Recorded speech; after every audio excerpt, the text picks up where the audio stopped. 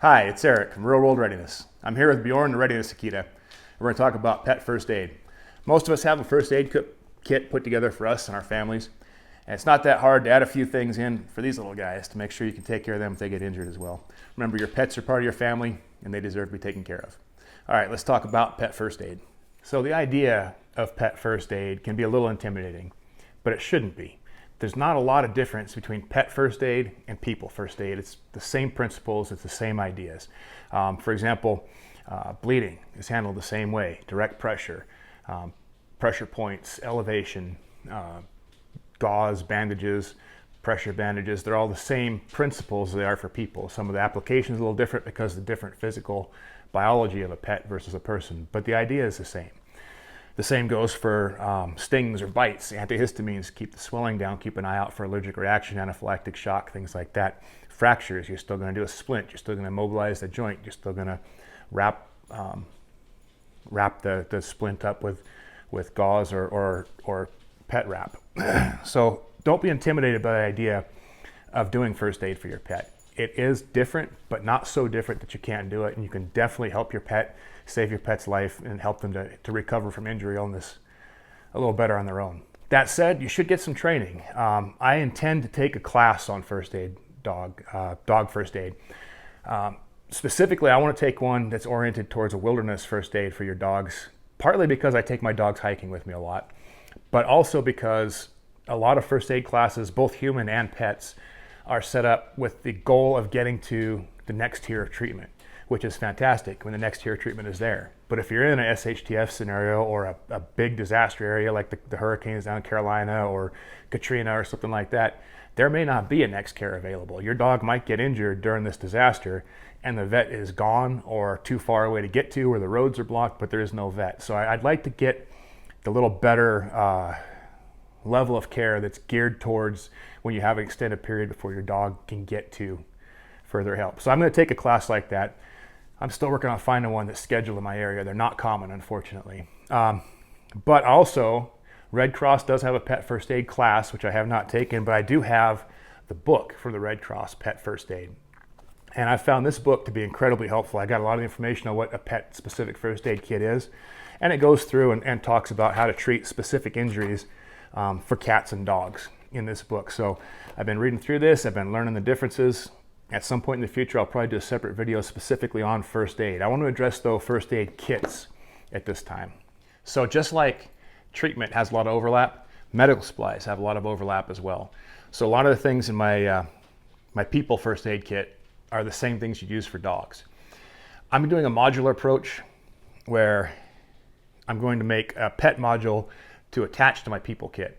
That way when I go with the dogs hiking, I'll grab my small hiking bag med kit and my pet kit instead of taking the whole big thing every time. I'm trying to avoid doing repeated kits. I could do a separate pet first aid kit, a separate people first aid kit, a separate hiking first aid kit, but I'm working on more of a modular system. That's just me. You could very easily put all this stuff I'm going to describe into one bag and have a complete first aid kit for your pet that would also work with people. It's up to you how you want to do it. I'm trying to minimize the repetition of my preps though. All right, so what's in a people kit that you can use in your dogs? Obviously, your basic stuff. Bleeding control is probably the biggest, most critical first aid thing, in my opinion, out there. And the bleeding supplies are the same for dogs. You're going to use the same gauze. You're going to use the same bandages. You're going to use the same tape. You can even use the same cleaning and prepping stuff, alcohol pads and things like that. There's no reason you can't use the same gloves that you would for your dog. Also, my kit has a small bottle of saline wash. You can use this on your dogs just the same as you can on a people. Things like a space blanket or a cold pack, again, will also work the same way on your dog that they do on you. So a lot of your basic first aid supplies that you already have in your kit, up to and including even a tourniquet. You can put a tourniquet on a dog limb the same as you can put a tourniquet on a people limb. Make sure that you've tried your tourniquet first to make sure it fits, so we'll get tight enough, but there's no reason at all that you can't use your people tourniquet on your dog if he gets a bad cut on a limb. All right, so let's talk about what's specific to pets. So for the dog specific part of the kit, there's a little bit of hardware, there's a little bit of medical supplies, there's some medication things I'm going to talk about. Hardware, dogs are furry. A good pair of scissors, you can use that to trim the fur around the wound so you can get to it to clean it and dress it without the fur contaminating it and getting in the way. Also can use that to cut bandages and gauze. I always bring a collapsible water bowl because obvious reasons, give the dog water, but a collapsible bowl doesn't take up much room. You're able to give them water for comfort and to help them to feel better if they are hurt or sick. A leash is a good idea. You probably have a leash with you, but if that leash has failed or their collar was damaged, a nice slip leash, small enough to fit in your first aid kit, but strong enough to contain your dog, is a good idea to have. Also, you may have the nicest dog in the world, like mine are, but a hurt animal, like a hurt person, does irrational things. So it's a good idea to have a muzzle so you can muzzle your dog while you're providing treatment to avoid him panicking and biting you and causing more issues that you have to deal with. I just bought this simple cloth muzzle. It folds up small, but it'll hold their mouth closed. You can see it's open in the front. They can still lick and drink water. They don't feel as contained. Now, I've put this on my dogs several times just so they get the feel of it. They don't normally wear muzzles, but this way it won't be the first time that they're seeing the muzzle on their nose when they're hurt and making the problem even worse. So make sure that they get a chance to sniff it and get used to it and try it on. I'm going to go ahead and put a quick clip in here of demonstrating both this muzzle, and I'm going to show you how to do an improvised muzzle if you don't have one using gauze or vet wrap. So let's go ahead and take a look at that now. Siggy, the safety Akita, is going to help me demonstrate how to do an improvised muzzle with a piece of gauze. Get your gauze set up to begin with by putting a small knot in the bottom that goes under her jaw to kind of help hold it in place, and just do a simple overhand knot at the top. Now remember, she's probably hurt, that's why we're doing this, so you don't want to get too close to her mouth. So kind of snare her nose with cloth, pull it tight, not too tight, but just tight enough.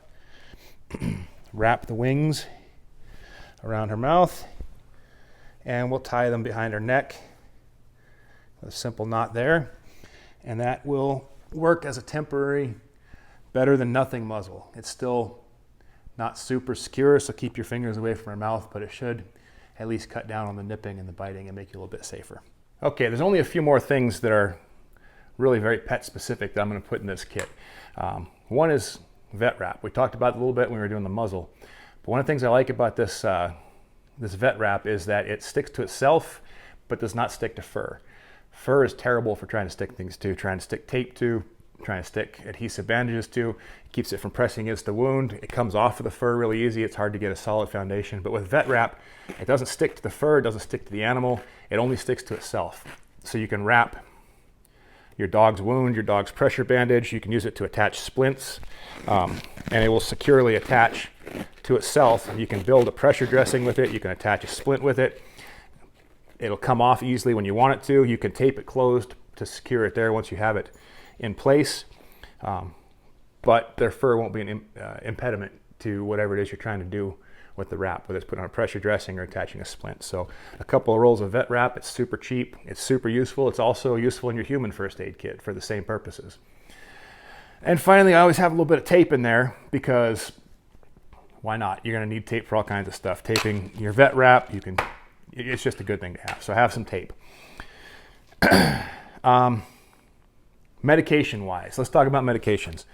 A lot of people medications are toxic to dogs. They're dangerous for dogs to take. They're not good for dogs, especially in the painkiller world.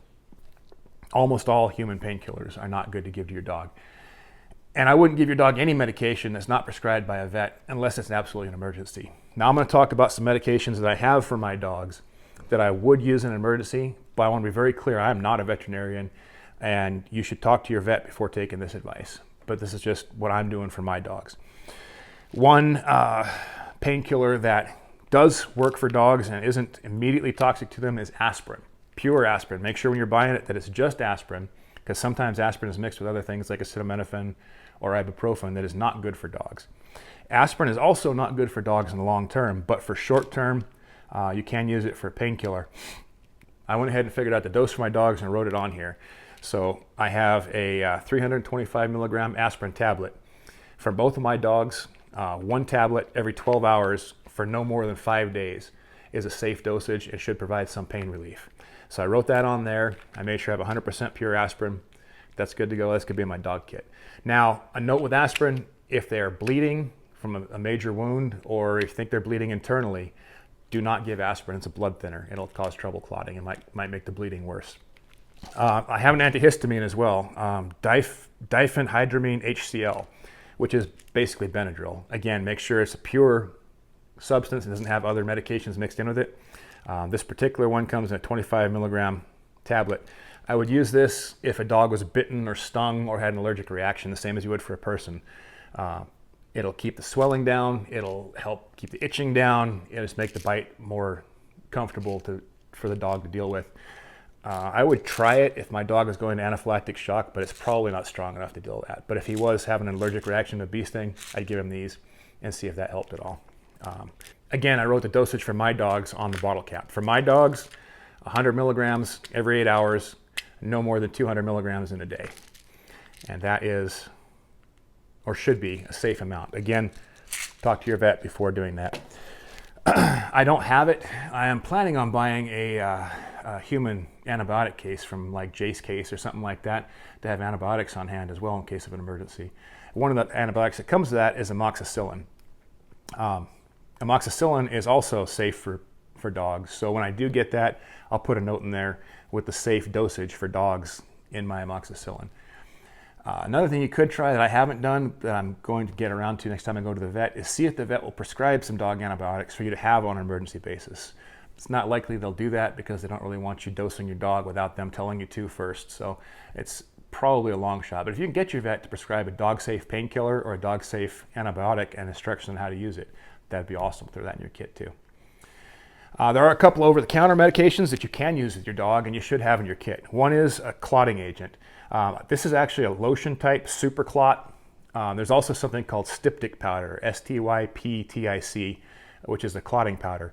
Where these are good for is if a dog rips a nail off and is bleeding from the quick, or if you cut their nails too short and they're bleeding from the quick, this will stop that bleeding. You can also put it on minor cuts, like cuts and scrapes, to stop the bleeding there as well.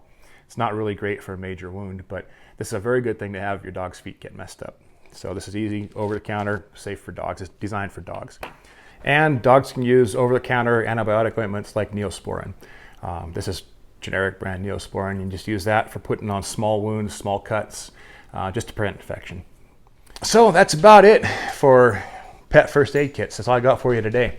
Let me know in the comments if you have anything to add, any experience with doing first aid on your pets, or if you have any thoughts or comments on the topic. The group would love to learn from you. It's not as different treating pets as you might think it is. Don't be intimidated by it. Putting a kit together is simple, relatively inexpensive, and you'll feel good knowing that you're prepared to take care of your little furry buddies if something does go wrong. Don't forget to do some learning, either on your own through a book. There's a variety of books on Amazon as well. There's all kinds of pet first aid information out there. Take a class if you can, and until we talk again, stay safe, stay ready.